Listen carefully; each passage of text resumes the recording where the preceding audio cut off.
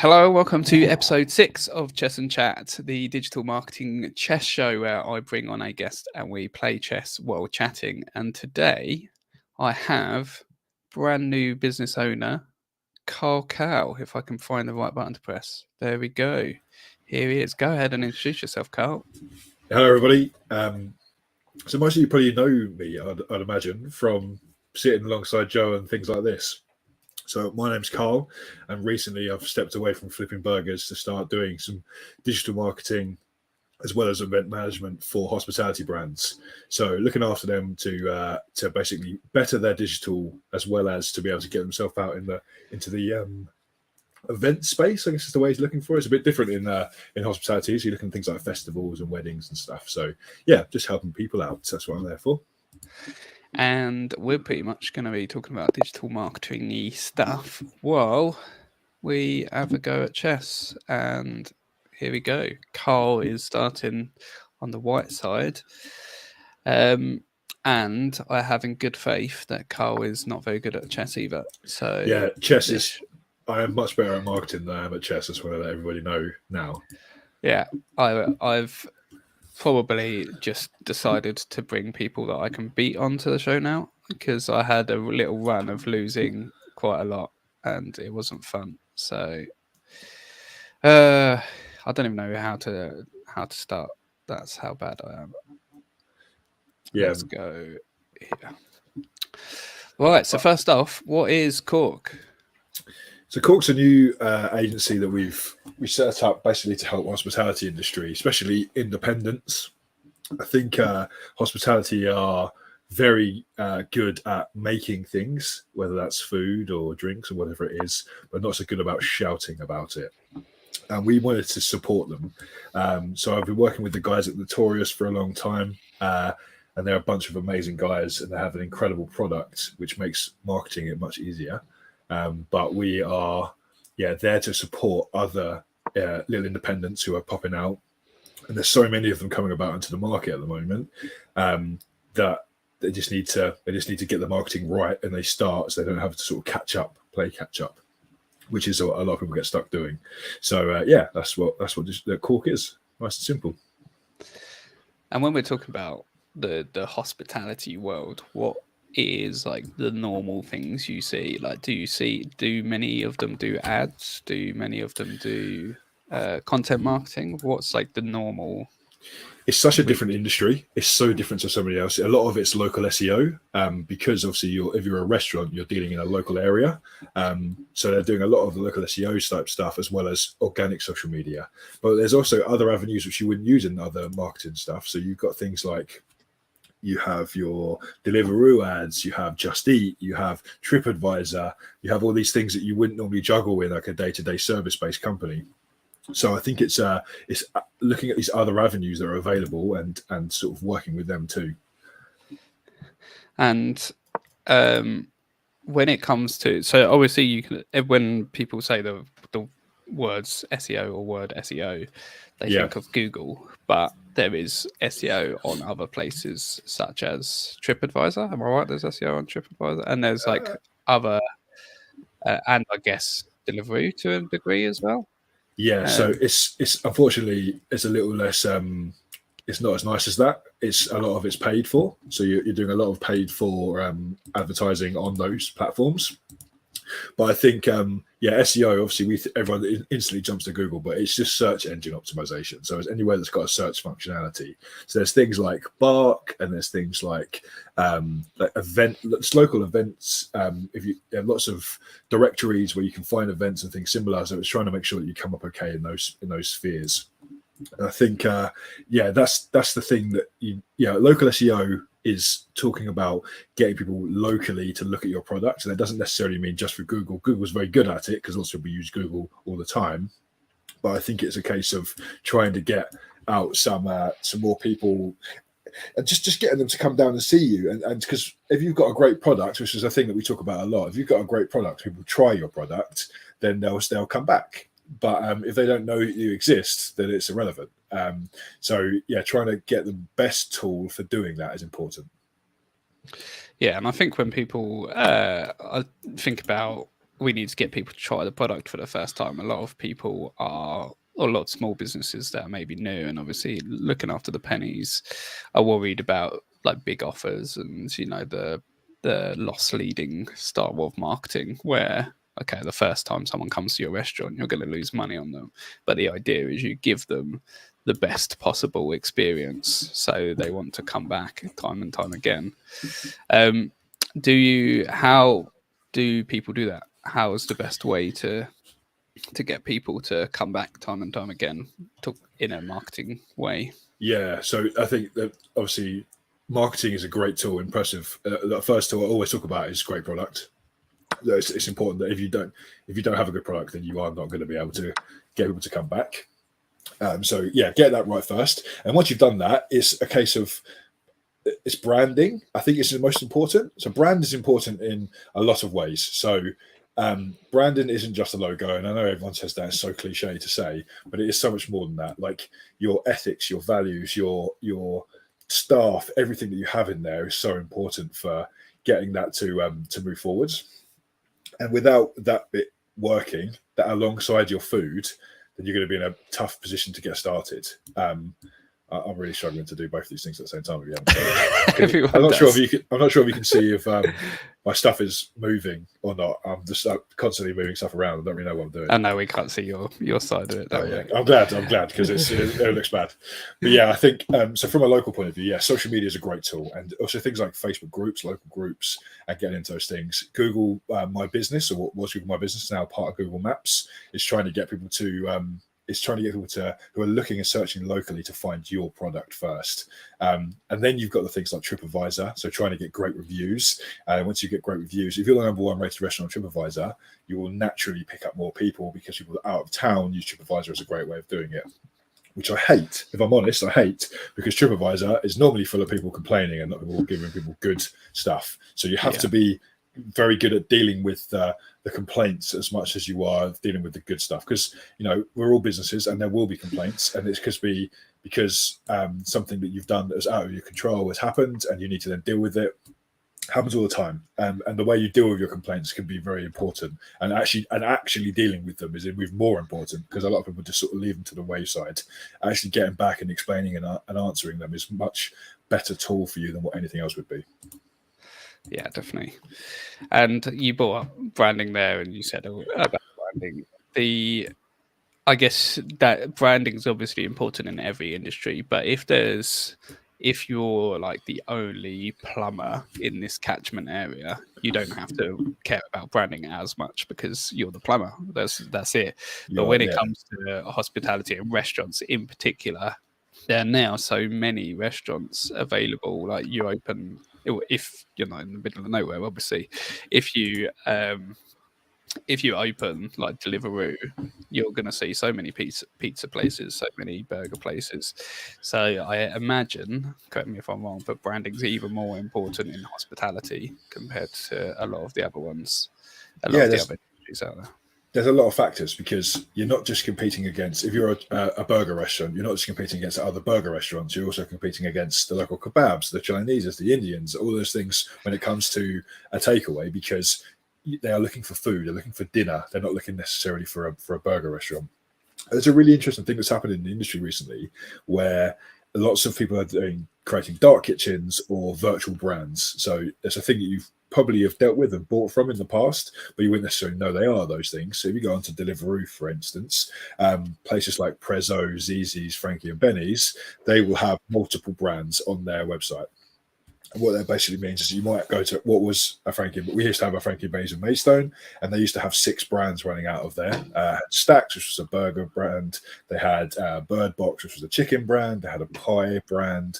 They had a dessert brand. People were always like, "Why do you do that?" Because you have more competition for yourself, etc., etc.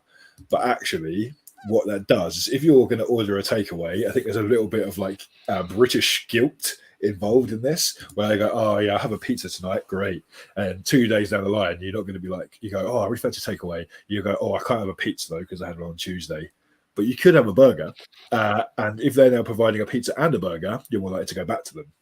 And they got their branding. Obviously, they're big companies, so their brandings look great and they're really important. But you're actually eating from the same kitchen, but you don't necessarily know that. And that's all done via brand, more so than it is via the food that they're offering, because the quality level is exactly the same because it's the same kitchen, same chef. It's just a different brand, different outlet. But it's really, really happening a lot in the market, and a lot of small brands taking that on now too, which is great to see. Yeah, I guess that was massively pushed in COVID. Like I saw so many kitchens doing that, and people who didn't have storefronts starting kitchens just in order to do that. Let's trade the queens off, make it exciting. Yeah, good. Always a risky start, that, isn't it? Never good. Yeah.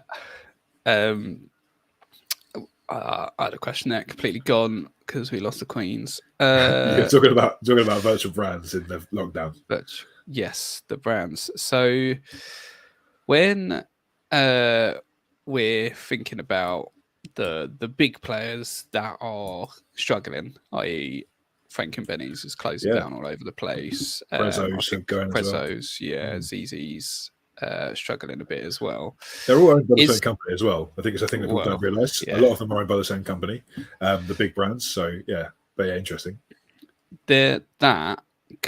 Is that worrying for a small business owner who wants to open up a pizza shop now, or is that actually an opportunity? I was too busy listening. Well, that's that gone. It's an opportunity. It's 100% opportunity, and I think that the way that the high street is changing so much, and I'm sorry to say if you're in retail, but I do think that the retail sphere is having a really tough time. You look at any of the high streets locally, Maidstone it looks bad, but actually in the grand scheme of things, it isn't doing as bad as some other ones. But retail is having a real tough time, and I think leisure and hospitality is what is going to be taking over from it. And the big brands, and I think, again, talking back to the pandemic, I think it actually changed our way of thinking. I think we are much more up for supporting local and supporting independent. And I think there is definitely opportunity for that. And I think one of those things is that you find it's a bit like arts and music. It's often a passion and not a business that people use it for. Like a lot of people love doing art. They love making art, they love making music, but they wouldn't necessarily change it into a business. And I think there's loads of people that are great cooks, great chefs, great patisserie. They do great bartending at home. They might have little parties and stuff, and they could easily step into a brand. But it's a lot of fear because the startup costs in those sectors are really high. So like to get a kitchen is expensive. Like you're looking like a minimum of like, if you do it cheaply, you're looking at 20 grand to like get your kitchen from nothing to where you want it to be. And that's like really, if it's going, even like a little horse box setup is still going to be expensive. So the jump into that is difficult, but there is definitely scope. And I think we need to lean onto our local councils and things to try and help and assist into that and trying to get some help from those places. And I think it is coming. So hopefully we'll be able to see some more lovely, interesting and vibrant. We're so multicultural in the UK, and I don't think we talk about it enough. And our food is incredibly good. I look at just into, obviously if you haven't noticed, I'm from Maidstone, but if you look at Maidstone, it's come up leaps and bounds in terms of the food that we have offerings here. We have everything from Spanish to French to Turkish it's just everything. I mean, it's all come from people from around the world doing it. I think there's a lot of opportunity for more of it. We just need to take that jump, and that's kind of what we're here for. We're here to help and support, and we do offer like a service and just checking that your product is viable first, because like we've done it, and I work with people who have done it, and we will help just say like something. I don't think there's too many people in the market doing what you're doing, or I don't think that you're gonna. You need to have something a bit more USP about you. Your unique selling point isn't there. So I think there's some scope definitely for growth. And I think I love to see more independence. You look at Rochester and Canterbury and Tunbridge Wells; they're thriving on independence. And we've always been a little bit behind at Maidstone, and I think we're trying to catch up a little bit now, which is great. Yeah, I'm going to take your horse. Sorry. Yeah, I think it's only fair. I've done the same. I couldn't think of a way to make that fair, but that. On the idea that there's going to be people out there who have a menu, have a type of cuisine that isn't like the popular ones, like, you know, pizza, everyone knows what pizza is. And if you fancy a pizza, you fancy a pizza. But then there's some, like one that comes to mind for me personally is Lebanese. I see Lebanese places and like the pictures, I'm like, oh, that looks really nice. But I've never eaten at a Lebanese place. How would you, from a marketing point of view, go about trying to get people to actually know what you're on about when you say, oh, our food is this and that, and then B, try it and get the ball rolling to get people excited about this new thing that you're offering? So two things on that. First thing is the number one rated restaurant in Maidstone is a Lebanese / North African restaurant. So it's the Funky Feast, number one rated restaurant on TripAdvisor. So the thing I think that in that case is you have to just lean into the fact you're different and be the flavor explosion, the different stuff that's there. Everybody's always having burgers, pizzas, kebabs, Chinese, Indian. Actually, something's different is actually quite welcomed quite a lot of the time, and new things that are popping up. Like there's lots of new exciting restaurants that are coming into the town, and okay, some people won't come and try them, but people like me, I love food. Obviously, I love food. I'll talk about it so much, but I love going and trying new stuff. And actually, there's enough of that market out there that would happily come and try your thing and try your new stuff. And especially if you can start getting some good reviews in, using those reviews to push yourself forwards. I think you basically use that sort of sheep mentality to go and get other people to come and try it out as well. Is a great way. And I know you're heavily in marketing now, but you obviously did run places. What's your view of food quality versus experience? Like, what if you had to give a percentage to both? Because let's be honest, there are places out there. Well, like even the big ones, bloody McDonald's is obviously huge, and it's not really good food. But the experience you're getting is, I want a quick burger that I can eat in my car.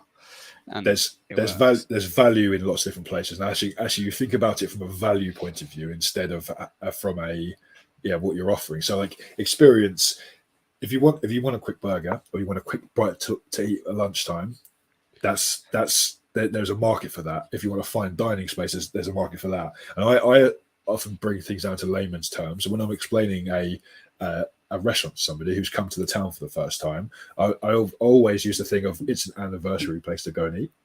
And like, you know exactly what I mean when I say that. It's probably a little bit more expensive than it would be if you want to go out on a Friday night. But on your anniversary or Valentine's Day, you want to go and splash some cash and impress your girlfriend or missus, then it's the perfect place. And they will happily have people go in and say, oh, this is too expensive for me, and not go in there, because they know the next person that comes in will be happy with the price that comes through and will sit down and will be willing to pay that much money. And there's different levels of places. So there's where I used to work in the Taurus in Maidstone, there was a stone's throw away at McDonald's. And we're probably one of the most expensive burger places in town. And that's because their quality and their experience matches that. Whereas McDonald's is a lot cheaper, but their quality and experience matches that. So like there's different variations, and don't feel like you need to you need to be matching the big guys. Like, you don't need to do that. You need to make your price work for you, because that's why a lot of places close down, because they're trying to compete with the guys that are 4 times their size. And they can't do that for obvious reasons, because they've got bigger supply chains, cheaper buying power than what we have. So you can't compete with them. But there is definitely enough market that with a variation there for you to fit in any point on that price point. And when you talk about quality versus experience as well, I think that's a really important thing to mention, because the hospitality sector, experience can be just as important. I mentioned Karen's Diner there briefly. Karen's Diner, you might have heard of, a sort of viral thing at the moment where basically they go in and they treat you horribly. That's the whole thing. So they go in, they treat you horribly, and you pay for that. But their food could be bang average, and you'd go there again because you enjoyed the experience. It's the same as, like, we've got Fredericks in town. Their food is good, it's French food, but their experience, like, they bring over the wine bottle, explaining where the wine's from, their 400 different types of wine they have on the walls, the French feel and the music and the ambience, all that stuff all just comes together, and it means that you're willing to pay a little bit more, because the experience you had is actually, you don't feel like you're in Maidstone for a second, you feel like you're on the French Riviera, and that's what you're paying for. That's kind of the idea. So I think, okay, I said about your quality of your product being good, but actually your product can definitely be your experience too. They can match alongside each other. Yeah, there's a big entrepreneur influencer, I guess if you want to call him that, called James Sinclair, who his whole thing is every single business should be an experience that you, even if you're selling a product, like, I don't know, a dog bowl, like something really basic, you should be thinking like you are offering an experience to the person buying that dog bowl, even if that's just by putting a little note in or a little sticker and stuff like that, and hospitality is one of those industries where it's very obvious to that experience is a big part of it. It's not just the thing. And then when we talk about branding and marketing, then let's say someone has managed to make a banging restaurant with banging food. They've got their experience down. They've got some great staff in there. The place looks great, but then they don't actually know how to portray that on social media and on the internet to get people there. Is there any like quick tips or any functional actions you can give? So the big thing as well, a lot of people know how to take good photos of their food. The big thing you find in hospitality is just don't have the time. They're too busy cooking. And from we had it, the tourist was always makes you laugh is my phone was always covered in a layer of grease. So when you try to take a photo of anything, it's just a greasy mess. It looks awful. So I think the easiest thing you can do is try and incentivize your customers to post good pictures to you, so tag you in stuff, and then repost their imagery. Because what you find is, especially in this age, like the Gen Z or even like millennials, I love taking a picture of my food and posting about it afterwards. And I take quite a good photo because that's what I do, and I'm not the only person that does it either. So if you can get them to incentivize, so say for instance a competition where if they post something in there, they might win a free meal at the end of the month. You know, you're paying the cost price of a meal isn't actually that high, so you're paying that out to get people to take photos for you. The other thing you can do is work with local influencers, etc., to try and get them involved and taking photos with you in return for a review, etc., etc. There's some local great influencers that are around who specialize just in food, who would be more than happy to come and review your restaurant and get some great pictures as well as video as well. That's a great thing now. Video content is a really great way of showing it off. So I think leaning on external references and the people is important, but trying to incentivize them to do so. So give them a reason why you could have a thing up that says follow us on Instagram, tag us on Instagram. Just tell people what you want them to do, because people are quite obliging to do stuff like that. They want to help the businesses out that they have good food at. That's what they're there for. Yeah, I think this is something that I had a conversation with someone recently actually about. It's actually crazy how quickly people are willing to give you referral. Like I was talking about it from an agency space. It's crazy how quickly people are willing to give you a referral when you just ask. Like you just sit there waiting and you're just like it'd be nice if someone could give me a referral. But then the moment when you're like, actually, do you have any like friends who are in business or anyone you've met on the network and seen that you think could benefit from this? And it's the exact same in the restaurant space, I imagine. If you pass a bill to someone and they're like, oh my god, this was the best steak ever, just quickly be like, oh amazing, well if you took any nice pictures of it, please tag us on Instagram. And or you can do the competition side of it that you said. We jokingly at the end of the thing we should always say like, come over and be like, oh, best burger ever had. We'd always be like, that's great, glad to hear it. If you could just drop on the TripAdvisor and leave that review, what you just said to me on TripAdvisor take you 5 minutes. And what that will do is it will allow those other people that know it to come and see it as well. We always say, so if you've had a good time, leave a review. If you've had a bad time, just stay away from the internet for a couple of minutes. That'd be great. Just don't, and just make a joke of it, have a laugh of them. We always used to do it. And they'll be much more likely to go leave something. And we have really good reviews at the Tourists. They were like the second highest in Canterbury, second highest in Maidstone, to do some great stuff. And I think there's potential for other people to be following that suit. It's not too difficult to TripAdvisor is one of those ones where if you just ask, you actually sometimes get. It's best to ask people because they just don't think about it. And it's not out of any spite or anything. They've got other stuff on. The same as what we have. I'll go to restaurants all the time and I always forget to leave a review. If something reminds me, I'm much more likely to. Yeah, definitely. And we've obviously been speaking a lot about. Ah, crap! Didn't even see that. My bad. Gotcha. I'm just going to move that there to keep it going. What was I saying? Yes, we've been talking a lot about restaurants, but that's not all you do. You don't just help restaurants. There's all sorts of like product side of it. Unfortunately, I've got you here now, Karl. I've got that castle over there. Damn it.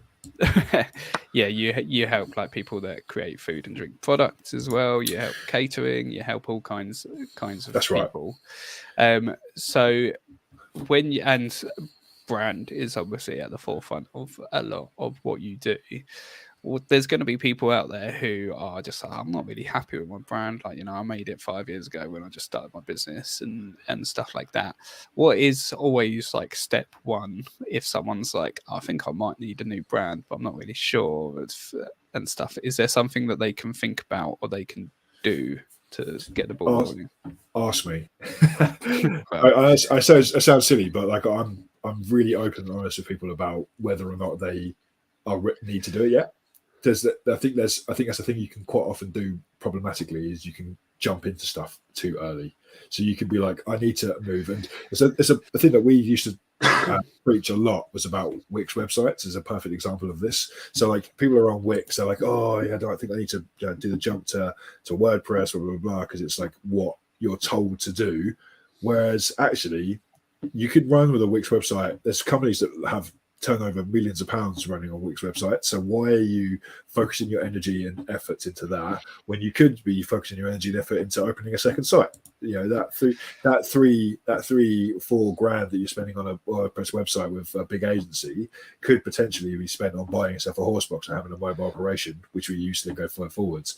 So I think it's doing it at the right time is a really important task. And if you're doing well and you're in a good position, and in this economy that we're in at the moment, then you're probably in a good position where you can have a little look at it. I think that's the thing that's important. Have a look at it, talk to some people, get some different quotes from different people, work with somebody that you like. I think that's important because it's your baby, your brand. Work with someone that you like, and then find some, and then if they say that you're ready, and lots of people, remember, these people are salespeople, so they're going to tell you that they're ready because obviously you are. But you need to go and ask your friends as well. And also your customers' reviews and things will make a big part of this. If you're getting great reviews and your food's just doing well anyway, maybe you're in a position where you could just stay where you are. If you're happy just being the guy who works out of the horse box on the weekends, that's what you want to be. That's great. If you want to start having free horse boxes and you want to start pushing into a restaurant in London, etc., time to look at your branding. You need to get that right before you start expanding, because if you start expanding with your old branding, that's when you start to have great problems in the future, if you have to go back and rectify all the problems you've created. So it's a good time when you're thinking about an expansion or a second location or going mobile. That's a great place to do it. Same with products. If you've got a product-based business and you're looking to go and try and get into Tesco's or into one of the big brands, if you've got your 5-year-old marketing, your product's great, but it doesn't look great on the shelf, then you're not going to get picked up by the big investors or the big money players. So yeah, it's just trying to make sure that you're in the right space, that you don't, because what I hate seeing is people going too fast and shoot themselves in the foot. So you need to be in that position where you're in a comfortable position to go and move forwards. I think that's what it's all about. Yeah, definitely. And unfortunately, there's so many stories out there of people getting burnt by agencies or like wasting $8,000 on a new branding project when they were barely cutting in the profit and wasting the money when really there's other problems that you need to solve first or other goals you should achieve before you do that. So that's very honest of you, Karl. Good job.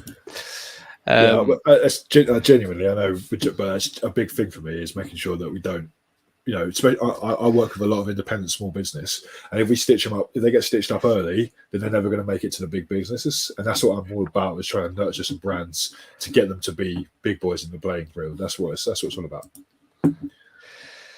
Nice. I want to talk to you about AI because I know you've also messed about with it quite a bit, as most marketers do nowadays. When it comes to the area you're in, then like more branding and messaging and PR and stuff like that, how do you view that's going to be in the next 3 years because of AI? What changes are there going to be? Yeah, I think it's going to really affect the industry, a lot of industries, not just ours, a lot of industries, because it doesn't do creativity very well yet. It can't make its own things up, but there's so much stuff in the world that it can draw from to make something that seems as if it is new, that is great. And there's things like you can write full menus for restaurants on ChatGPT. Like if you just say, I need 10 ideas for a wing based restaurant, can you write me some chicken wing ideas? It'll just do it. And it's so like you don't even need that creativity anymore because it just pulls from the most popular and finds it. And if you were looking for a commercial brand, that's fine. That does it. Like, and you can put your own spins on it, and you can do those things. So it's there. The thing is that it doesn't do is it doesn't base it off a location. So like, yeah, that might work really really well in America, but is it going to work in Maidstone? Don't know. Who knows? So it's just trying to make sure you get that stuff right. But I really think that I don't know. If I'm completely honest, I'm definitely not versed enough in AI and what it is to me, but it's an incredibly powerful tool to marketers as well as to the average business owner. I think if you're not using it at the moment to help you create content and things similar, you're missing out on a big trick. There's a lot of stuff there, and it's going to help streamline our industry and make things a little bit easier. But I think if you're struggling with time, which every business owner ever is, then it's a great tool. Absolutely great tool. Get stuck in as quick as you can. Use it. Learn it while it's young. I think a lot of that was a bad move. You missed that, didn't you? Yeah, a lot of the benefits are always going to be research. And that's going to be a something problem for me very quickly. I'm in trouble here. I think you might be. Can you get out? No, you can't get out. I'm just going to be stuck in this corner now for 10 minutes. There you go. GG. Damn it. As the kids say. It was inevitable. I lasted longer than I thought I was going to, but I think that was just because you were being nice to me. Well, it's just hard when you're talking to do it at the same time. And I don't think people really realize that is the case until you try and do it yourself. It gives me a new appreciation for all the kid streamers out there. Everyone who streams for like 12 hours straight playing games and talking to people and being entertaining, because it wasn't too bad this time, but in some previous episodes it's just sort of gone silent while we've been thinking for a second about chess. But I love chatting, so it's all right. Yeah, I think it's okay when you can pause and stuff. Yeah. Cool. Well, I guess we'll end it there then, Karl. Is next week a bank holiday? That is the question. No, it's the week after. It's the one after, yeah. One after. Okay. I have not planned a guest for next week, but I should be back. Where can people find you, Karl, with your new stuff? The best place to find me is on LinkedIn. So I'm just Karl Cowell, but we have Instagram as well as LinkedIn and Facebook, which is Cork Digital Agency. So yeah, please reach out. We'd love to chat to you about your branding, especially in hospitality. But happy to talk to anybody, really. Nice. And we'll see everyone next week with a guest, maybe no guest. Maybe it is just going to be me chatting on my own. Playing chess against yourself. Yeah, playing chess against randoms on the internet, which always goes well. They're always so good. Yeah, so I'll see everyone next week.